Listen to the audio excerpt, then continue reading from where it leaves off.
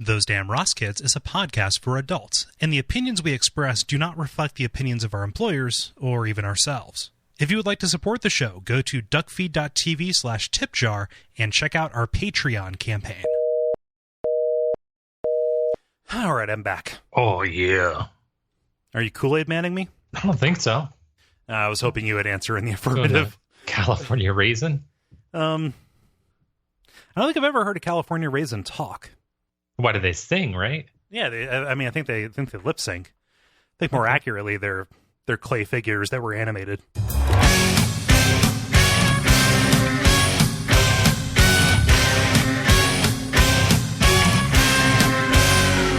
Those Damn Ross Kids, a conversation between brothers, featuring Kris and Kole Ross.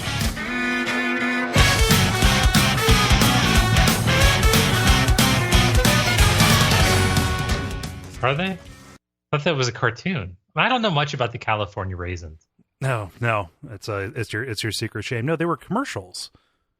I think what I think happened was the idea of fruit got some money together and said, "Hey, you remember grapes? What about old ones?" And then that's how we got the California raisins. So the fruits got together and advocated for grape rights? I think so. I mean, I don't know about rights. I think that they just wanted to get their notion out there. You know, They would like to know where you got the notion. So that was the song. "Don't Rock the Boat" was a song that the California Raisins sang. Oh, and Aaliyah sang "Rock the boat, change positions." Aaliyah? Yeah, she did. She died in that. She died in her car crashed into a plane. No, I thought she went down on a tugboat. Yeah, no, she was the captain at the time. It was like a photo op, but like, nope, sorry, you're wearing the hat. You got to go down. She went down on this tugboat. Tugboat also sounds like an amazing sex act. Right? Or a good name for a nautical themed gay bar, actually. All right, we're gonna cosplay like Amistad. I don't even know where that the intro ended or where we began, but that no. I think somebody who listens to us worked or had access to some of the original models for the California Raisins. Really?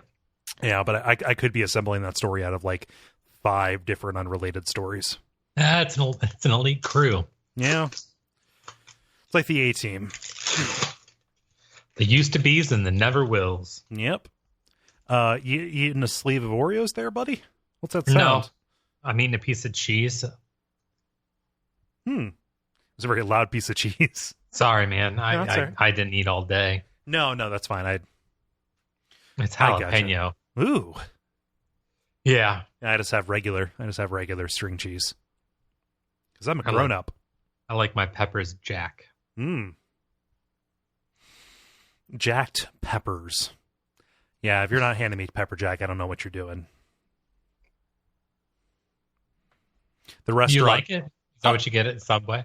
Yes. Yeah, that is the cheese that I get. I don't like when a place has the gall to charge extra for pepper jack as a premium option on the cheese. I've seen that happen before. In my memory, you and I have only eaten at a Subway together once. Oh, we've eaten at Subways on like car trips and stuff. I don't think so. I'm positive we have. Because when we went down to look for your apartment, we ate at that Subway. Yeah, we ate at the Subway that I still live by. It is my local neighborhood Subway. Yeah, so now you know where Kole lives, by a Subway. There's also a Walgreens. Good luck. You will never. Somewhere in a dark back room in a shed hidden off of a house, somebody has taken a pin and then moved it from one column to another. Soon. Yeah, no, we had that Subway. You got I think I got I was feeling sick because I was nervous that day. That was like one. I mean, he moves the pin. What? He says, finally. The guy moves the pin closer to where he thinks you're living. He says, finally, one step closer. And then he gives some evil laugh. Mm-hmm. And then he says, what, Mom? I told you I'll be right up. I've said the name of my neighborhood before on podcasts. I mean, I get from what you tell me off the record, I guess. I don't know, is that there's people who get mad at you for doing their whatever. How do you say that? For what?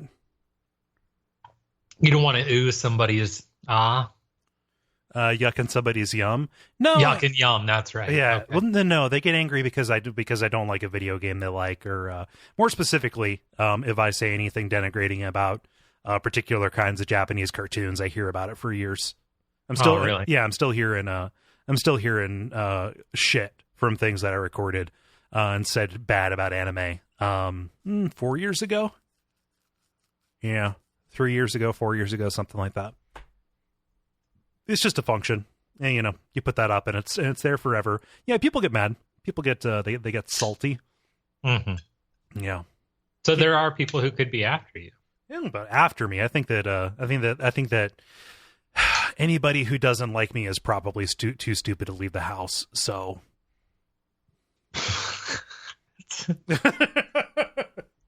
I don't. Not close to true. No, I just wanted to say something provocative. I don't actually think that, or do I? See, it's irony. It's irony, Chris. So Amazon bought Whole Foods, and Walmart should be terrified. Oh, are we doing clickbait? Oh, ugh. Yeah, everybody's freaking out about that Amazon Whole Food thing. I don't know. What could possibly be the benefit of jamming your asshole full of avocado? We'll tell you after the break. Well, I'm not interested in buying a house, so I can just have all the avocado I want. We received a call from your child's pediatrician, and he's sick. Find out with what. And who he got it from. I always knew Timmy was filthy. Here's a hint. It's genetic. Which one of you are to blame? Man. No, I don't know. I've ceded any right to be upset about what Amazon does. I have multiple. Yeah, no, I have multiple listening devices put around my house. It's fine. It's fine. I don't care. I have to be very careful what words I say and how, because sometimes it triggers it. I think it's listening. Yeah. Hey, Chris, help me. Help me. Yeah. Oh, what you need to do is order a pizza and put in the memo line, "Help me." You saw my tweet about the Chinese delivery guy, right? No. Oh yeah, no. So yesterday I was feeling lazy. Like, we finished recording, it was real late, and I didn't really feel like making dinner. So I'm like, I'll just order some Chinese, whatever. It was like 10 p.m. when the food got here, because it took them like an hour to get it to me. Which, okay, whatever. So it's dark out, and this guy, the Chinese delivery guy, white dude, which I only mention because that is rare for the Chinese food delivery. Usually it's a person of Asian descent who comes up, doesn't speak very good English. But no, this was like an older white dude. It was dark, and whipped out their receipt and handed it to me. He's like, "Here, let me get this for you." And as I'm filling out the tip, he's shining a flashlight where I'm signing the tip, because I didn't turn the light on, because I didn't think this would be a production. I thought I would just sign the receipt and be done. Then he proceeds, as I'm trying to hand him back his receipt, proceeds to start cycling through the different settings on his flashlight. Okay, so it shows me like, hey, here's regular. This is what I what I have, and I walked it up, and he was like, oh, here's wide. It's like he twisted something or clicked the button, held it up. Like, look at that. It's like a wider beam, isn't it? And he's like, oh, and check this out. You're never going to guess what this will do. Then he presses another switch or twists something, and then it turns into like this kind of square, hyper-focused ray. And he points it at my neighbor's house, like at their window. And Oh, it's like a spotlight. I'm like, yeah. I was like, wow, that's a damn good flashlight. Because what else do you say? This whole thing, like, it lasted for like 2 minutes. Like the entire the entire transaction, he was really proud of his flashlight. That's like I think it's like you have to be a delivery driver for a certain number of years. It's like getting the gold watch when you retire as a cop. Yeah. It was strange. I didn't quite know what to make of his enthusiasm. I don't know either. Maybe he was casing your house. I'll wake up one day and come out, all my electronics are gone, and then just from one of my like ceiling fans, there just hangs a single flashlight.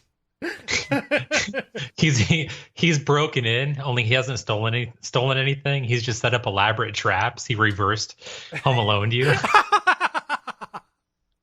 Oh no! You think I met the new Jigsaw killer? I think so. Oh God! I could have stopped him. I could have saved so many lives. God. Yeah, the reverse Home Alone. That'll teach me to keep all those paint cans around. Right. That's funny. That's good. That's good. Yeah, it's a solid anecdote. I think it was very it's very confusing. Yeah, I can imagine. Yeah. So you had mentioned you've mentioned, I'm sure, on across the network that you've changed the Patreon, and you're constantly trying to make things better and everything like that. Yeah.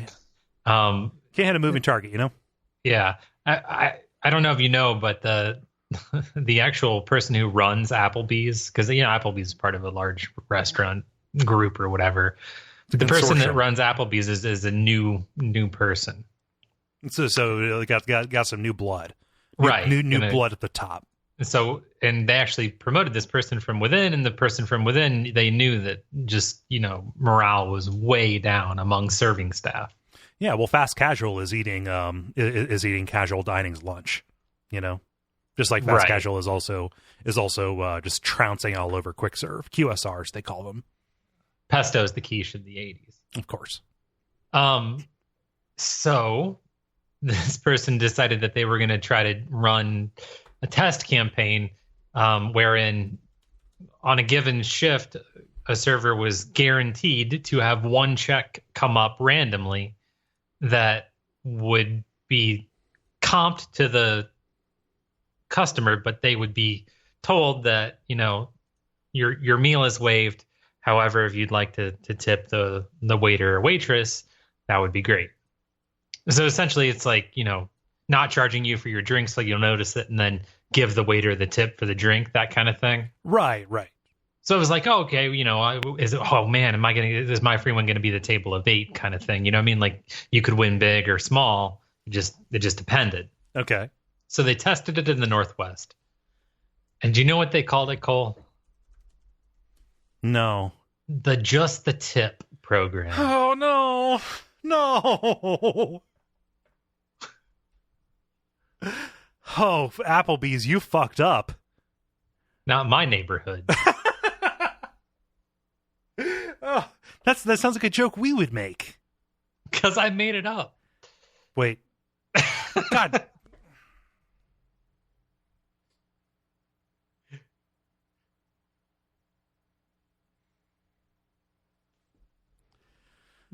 You always want to know what I'm doing while you're talking.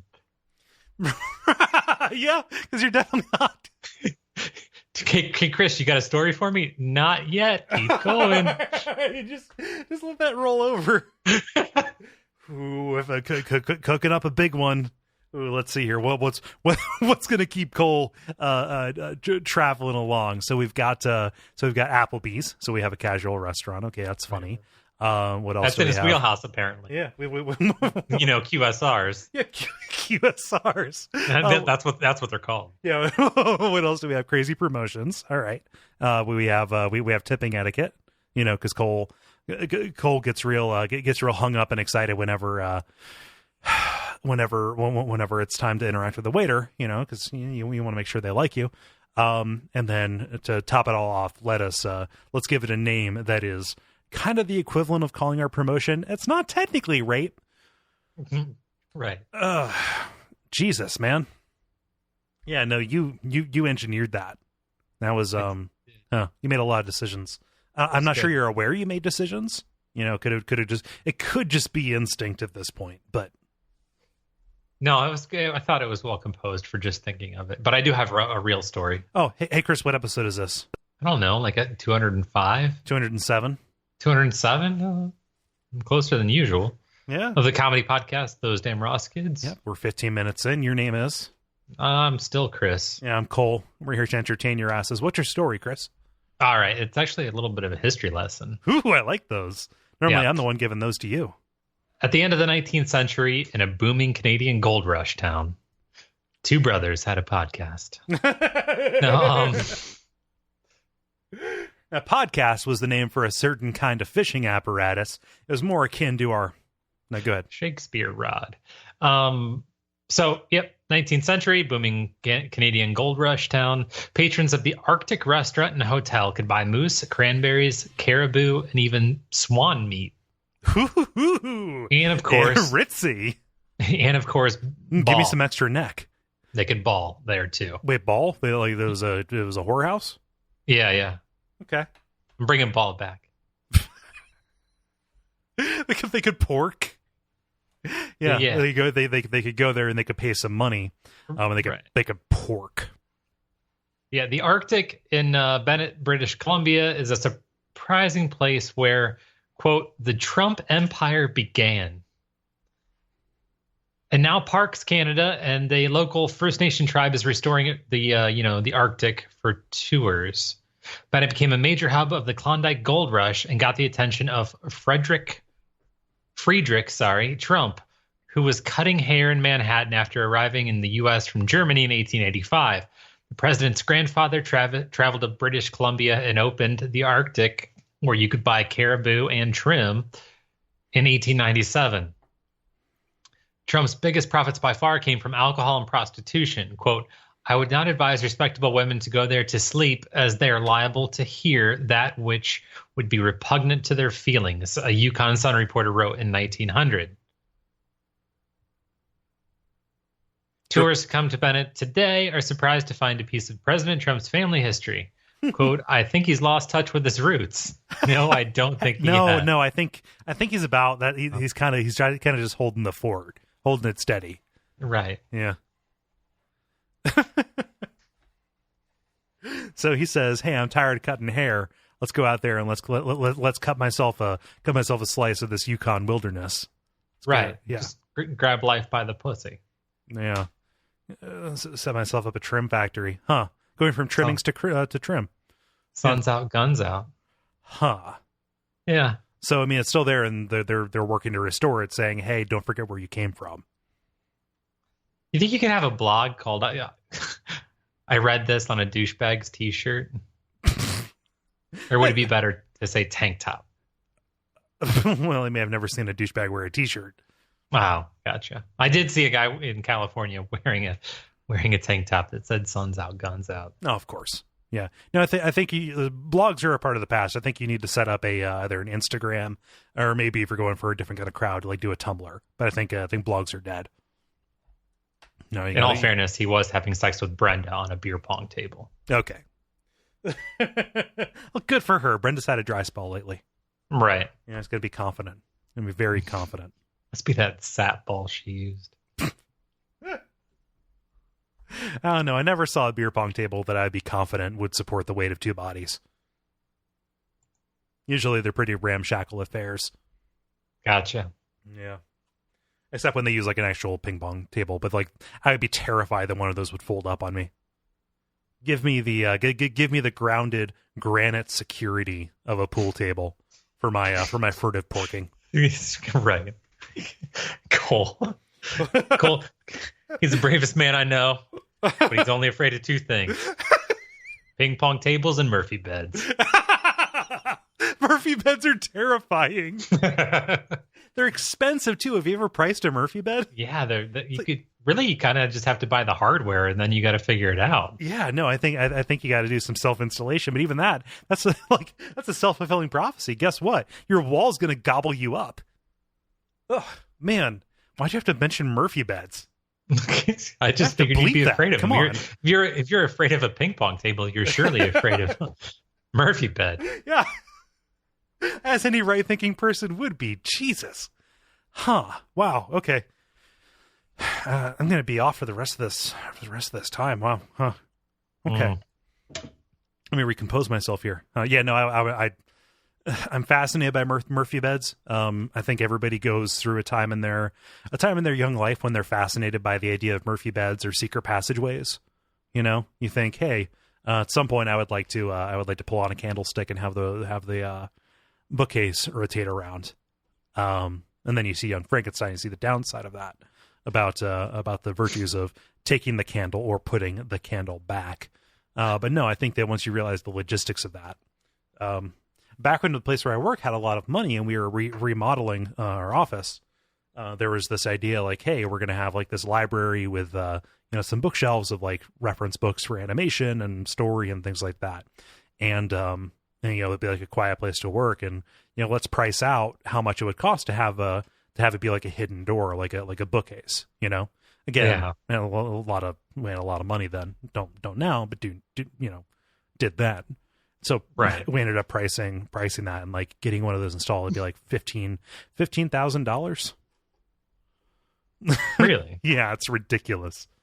That is crazy. Yeah. So you'd have been much better off to be rich enough to be able to pay for Mike Myers to be held prisoner in your wall. You pulled on the candelabra or whatever it is, and the wall turns around, and there you get to throw hot spaghetti noodles at him. Yeah. Whenever you want. Unsauced. They're not. I think they're done. They're sticking. They're sticking to Mike Myers. Oh, man.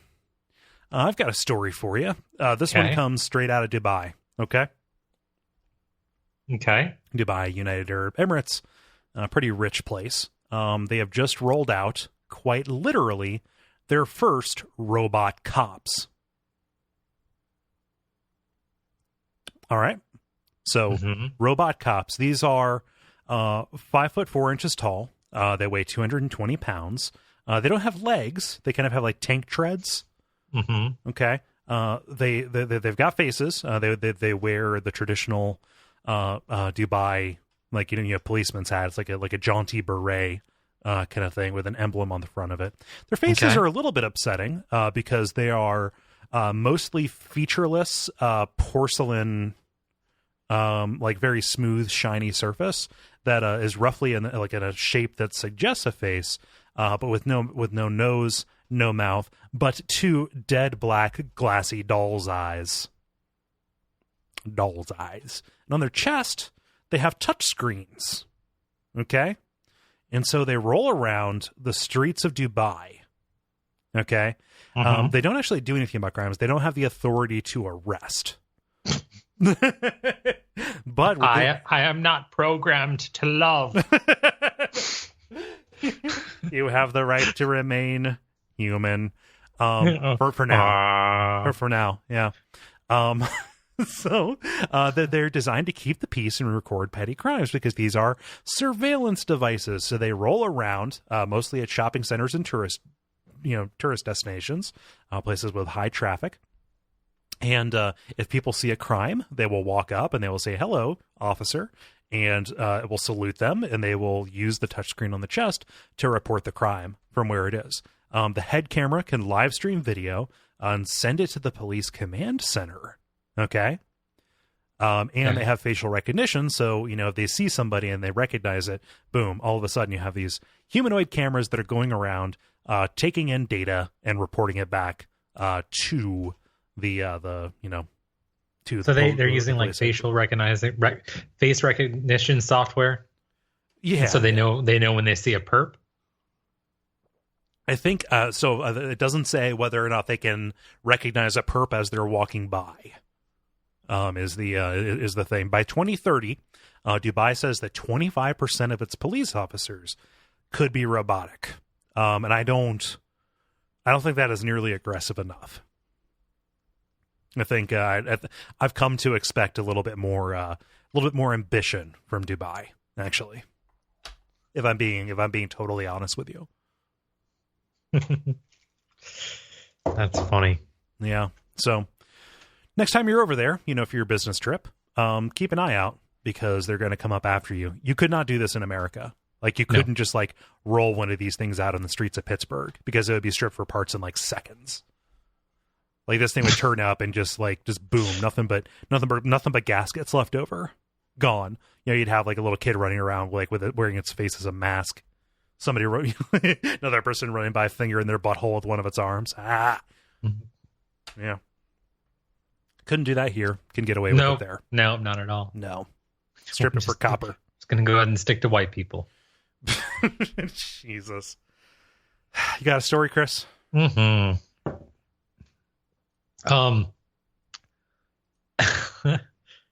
We've reached peak ridiculousness when it comes to police violence.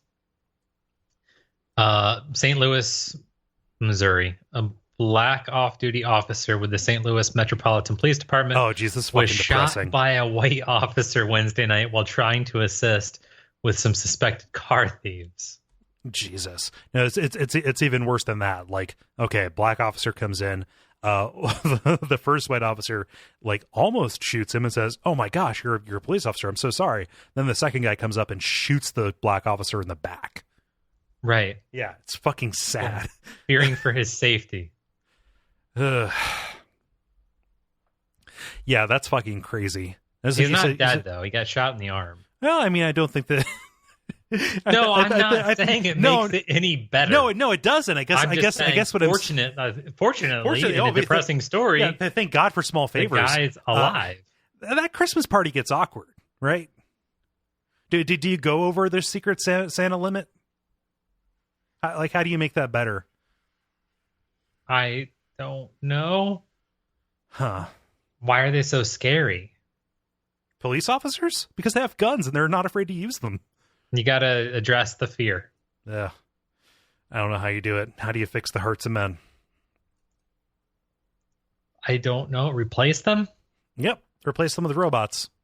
Cool, calculated, logical robots. Programmed by Asians. That's how the Chinese century happens, isn't it? Fuck. The Chinese what? The Chinese century. Oh no! The Chinese are doing it with they're just killing kids with made up toy crazes. Oh God! You saw the crossbow, right? Yeah, along with the fidget spinner. Yeah. So I have no idea what a fidget spinner is. Like they were nowhere, and then like I was out on the riverfront, and then all of a sudden every single one of those vendors that sells the bottled water had like it's a big cage full of fidget spinners, and they were selling them like crazy, like $1 a piece. They're what? Like they're ball bearings with like a piece of plastic around them? Yeah, made from old tumors. What are they? Do you know what they are? Yeah, Chris? They're just a bunch of ball bearings in the shape of like a boomerang. And I don't really know what you do with them. I got the kid one. And you got... Okay, I so tried to figure out how to do it. And I'm like... You hold it by the center and you flick it with your index finger. And it spins. Like most things, a female voice comes on and says you're doing it wrong.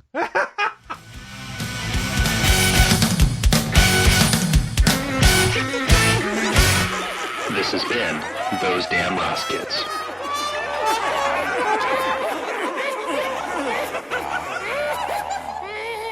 Hey, Chris, do you want me to tell them what they can do? Please. Okay. You know the usual stuff. I don't know that I have an awful lot new to add. I'm going to assume that the Patreon redesign was successful, so thank you, everybody. I'm also going to assume that we are both still alive, so we'll be back next time. Yeah. Ratings, reviews, all of that. Tell your friends. Thank you. Sorry, America.